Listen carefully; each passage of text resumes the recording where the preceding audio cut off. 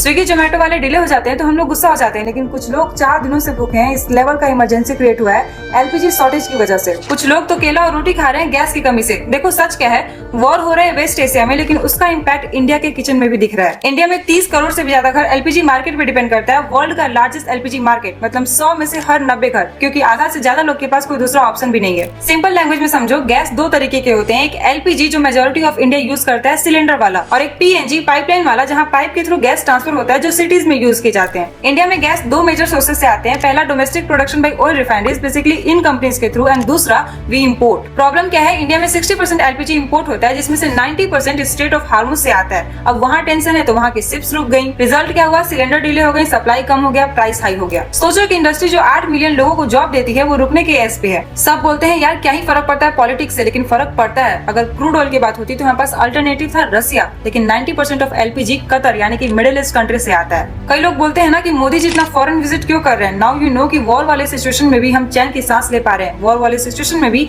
Iran India के लिए LPG ships को पास कर रहा है, और इंडिया एडिशनल वॉर शिप्स भेज रहा है उन शिप्स के प्रोटेक्शन के लिए, क्योंकि एक एलपीजी भरे लिक्विड शिप में 35 गैस सिलेंडर कन्वर्ट होते हैं। भाई अभी तक वॉर रुका नहीं है, इसलिए आगे भी डिस्ट्रप्शन देखने मिल सकता है, और अगर आप मिडिल क्लास से हो तब तो और भी।